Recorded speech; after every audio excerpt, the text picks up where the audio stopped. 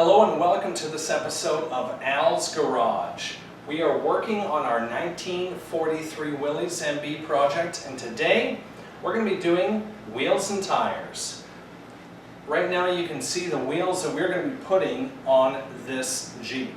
The owner, his preference is not to have to deal with the combat rims that are common amongst World War II era Willys MBs and Ford GPWs. So the wheels we're going to be throwing on here are what you would have on a CJ2a or a CJ3a.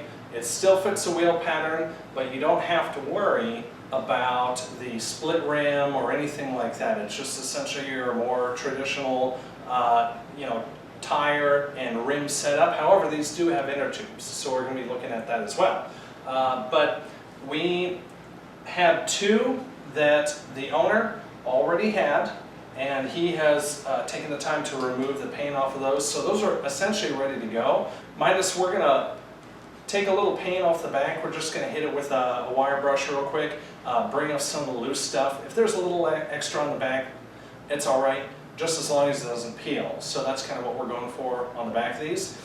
These guys, I purchased both these wheels from a popular internet auction website, and we are going to be hitting those with a wire wheel and a sander to make sure that we can get all the paint off at least the front, and then just like these we're going to hit it so that we can get all the loose paint off. If we don't get all the paint off the back, it'll be fine. It's the back of the wheels as long as, again, it's not peeling. So there is a fifth wheel that I had to source, and that actually I think came in just before I started this video. So I'm going to go check the front door and see if the delivery that came in was in fact our fifth wheel.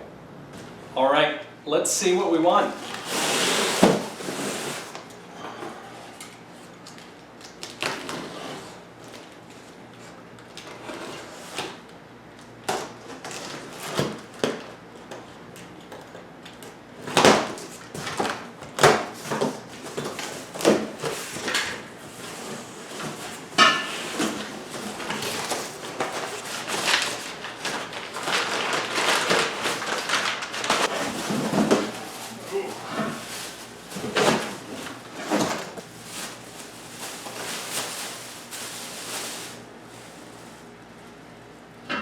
This appears to be the correct wheel. Yeah, I mean, it's not exactly the same, but it will certainly get the job done for us. This will be probably what we put as our spare. What I'll do, since this is already painted, I'll hit this with a scuff pad just to make sure that when we throw primer and paint, it'll adhere. But otherwise, I think we're good. So let's get started getting the paint off these wheels.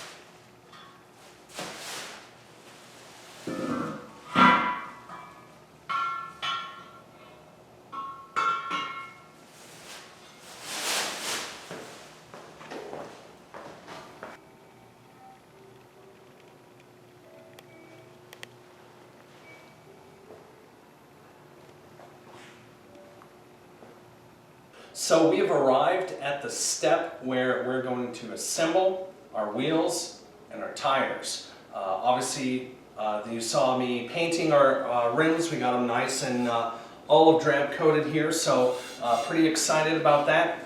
I am going to demonstrate how to put your wheels and your tires together without having to take it to a tire shop. I have a few tools, soapy water, and baby powder. And the reason I want to do this is, oh yes, and one other thing, tire spoons. So the reason I want to show you how to do this is, for one, a lot of tire shops, you take it to your standard, I put new tires on new cars tire shop. They don't really know what to do with some of these old units, especially ones that have tubes. But another thing that can be beneficial is if you have an extra tube that you bring with you if you are on an off-road trip or camping. We actually had this happen with us with this Jeep, is you can be able to change your tube like you would change a bike tire, and it won't ground you. We had an issue where we had a flat tire, then our spare would flat, but I was able to pull the old tube out, put a new one in, and go down the road. So this is just going to be an exercise in showing you how to do that, and we'll get started with this one. I have my blanket down. I'm not having a picnic. This isn't going to be a picnic, but it is going to be fun. And this is just to make sure that we reduce the scratching on the visible lip of these wheels. So let's get started.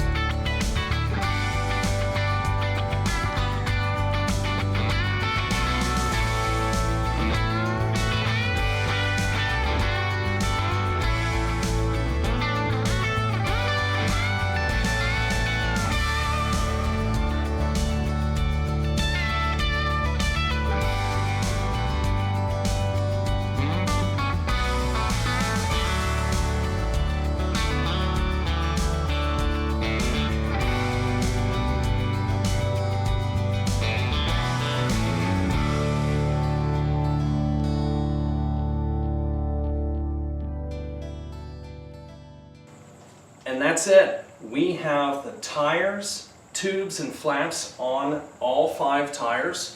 I'm gonna throw 4 of these on the Jeep right now and get to work on the next thing. But at this point, this job is completely wrapped up without 2 things that I didn't mention. Usually where the valve stem comes out of the wheel, there's a plastic guard. I may throw that in, but right now I've been using my Jeep without those, and it hasn't gone flat yet. So I may just throw it as, throw it on as is and say, it's good enough. Okay, we're not done quite yet. I just said those valve stem holes didn't need any sort of bushings or plastic seals to go in there. I was wrong. It was a long day, and I was done working on these things. So if you're ever in a situation like that and you're like, it'll probably be good enough, just stop working on it. Hit it the next day and say, okay, what's the real right way to do this? And that's what I did. I came back to it later. I didn't want to pull all these apart, and oh my God, it was a pain to pull these apart again. But I did, and I added these little valve stem bushing adapters for tube tires. I bought this for less than $5, or was it closer to 10? Either way, a couple of bucks on Amazon. And I'll link that in the description here. But it was worth it, because whether it's 1,000 miles, 5,000 miles, or even longer, these are going to rub on the edge of this rim, and they're gonna end up rubbing a hole in it, and then you're going to get a flat tire down the road, probably at the worst place, at the worst time, and then you're going to look at that and be like, wow, I wish I would have put in my $5 bushings. So let that be a lesson. I actually just got these tires back from the tire shop after I had put all of these in.